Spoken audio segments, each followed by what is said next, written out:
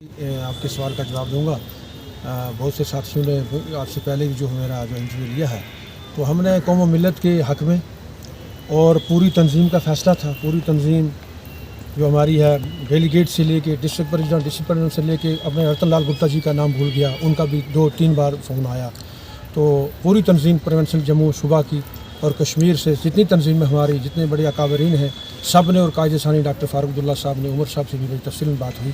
सब से मिल के हमने जो छोटे मोटे शिकवा शिकायत है उनको दूर करके, तो जमात के अंदर में तो पहले भी था, मैंने तो को रिज़ाइन दिया नहीं था।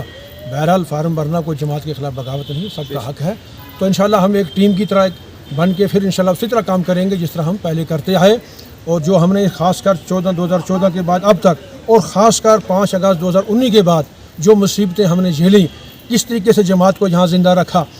दिल्ली तक हमें कहा जा रहा था कि नेशनल कॉन्फ्रेंस के एक भी आदमी को हम जो है उस जमात में नहीं रहने देंगे, ख़त्म कर देंगे। अल्हम्दुलिल्लाह 10 साल के बाद फिर इलेक्शन आया, तो मैं नहीं चाहता था कि शायद सारी ज़िंदगी मैंने आवाम के मफाद के लिए काम किया है, मेरे बुज़ुर्गों ने किया है, तो मैं नहीं चाहता था कि आज मैं ये इलेक्शन लड़ूँ तो किसी और को इसका फ़ायदा हो, और जो है वो लोग जिन्होंने आपने 10 साल में अपने आप को चक्की में, जुल्म की चक्की में पीछे गए, उनको किसी किस्म का नुकसान पहुँचे। मैंने ये आपने सवाल किया था, मगर मैंने एक आपके सवाल के जवाब के साथ एक सवाल और जोड़ा था।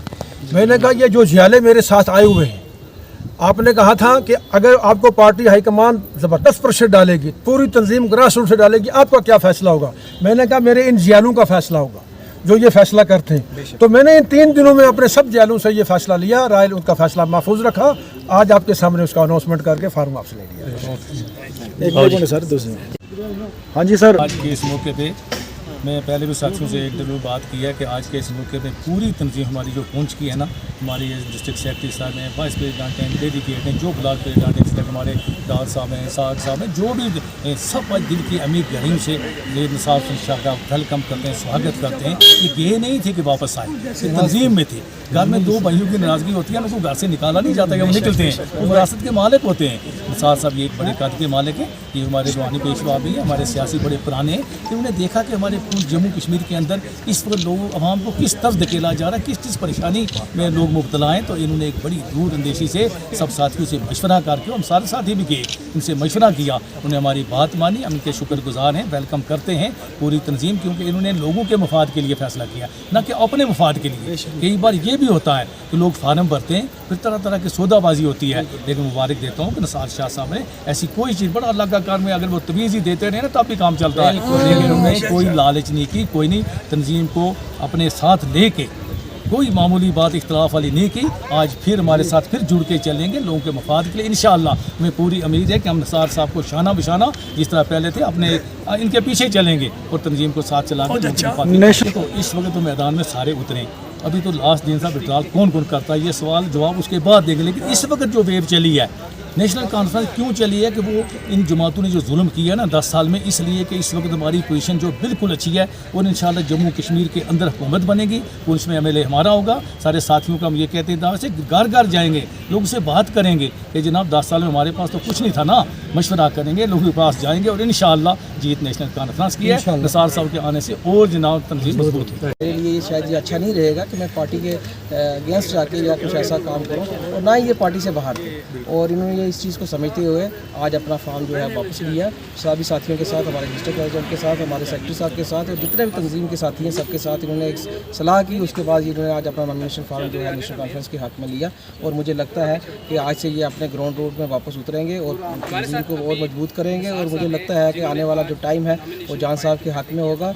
ये सब चीज़ें देखते हुए निसार साहब यहाँ आए, और आज हमारे लिए बहुत ही एक खुशी का जो है दिन है कि हमारे साथी जो हमारे से कुछ दिन पहले आए थे, यहाँ पे फॉर्म भरा था, वो आज हमारे साथ वापस अपनी तंजीम है। क्या कुछ कहना चाहता हूँ कि ये आज मुबारक की बात है निसार साहब के लिए, डिस्ट्रिक्ट नेशनल कॉन्फ्रेंस के लिए, कि आज अलाइंस के हक़ में ये निसार साहब ने अपना नामिनेशन वापस लिया, और उन्होंने अलाइंस के कैंडिडेट एजाज जान साहब को मजबूत करने में अपना साथ देने का वादा किया।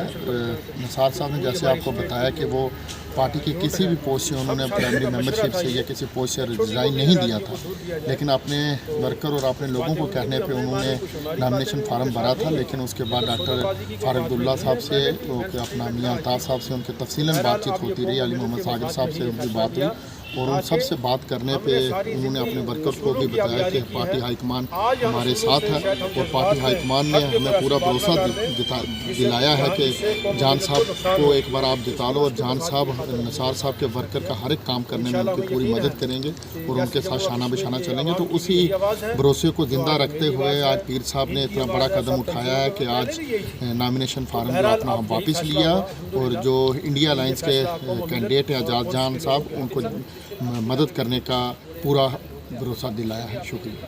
ڈرا کرنے کا آج آخری دن تھا۔ پہلے دن جو نامینیشن تھی اس میں کوئی کسی نے وڈرا نہیں کیا تھا، مگر آج لاسٹ اوور میں جو ہے ایک کینڈیڈیٹ جو ہے سید پیر نثار حسین شاہ جو ہیں انہوں نے جو ہے وڈرا کیا ہے۔ تو اس طریقے سے ہمارے جو 9 کینڈیڈیٹ تھے اب صرف ہمارے 8 کینڈیڈیٹ رہ گئے ہیں۔ اور اس ضمن میں آپ کو بتاتا چلوں کہ سمبل الاٹمنٹ بھی ہو چکی ہے۔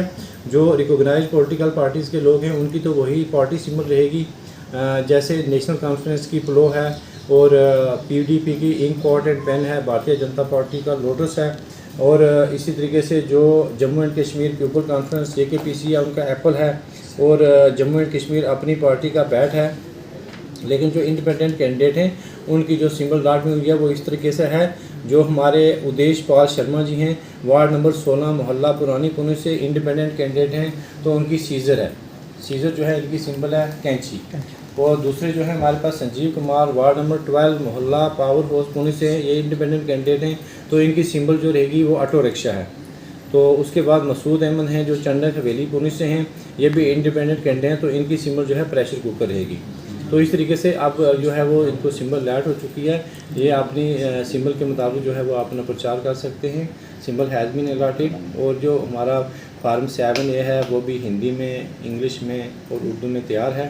تو ایک جو ہے ہم نے مرحلہ جو ہے اس میں ہم نے طے کیا ہے، اور نیکسٹ جو ہے اس کے بعد جو ہے ہمارا پوسٹل بیلٹ ہے، جو باقی ہماری ای وی ایم کی پریپریشن ہے جس میں رینڈمائزیشن ہے، کمیشننگ ہے، اور اس کے بعد جو D C R C plan ہے وہ اس میں ہم آپ بزی ہو جائیں گے۔ تو آپ کا بہت بہت شکریہ۔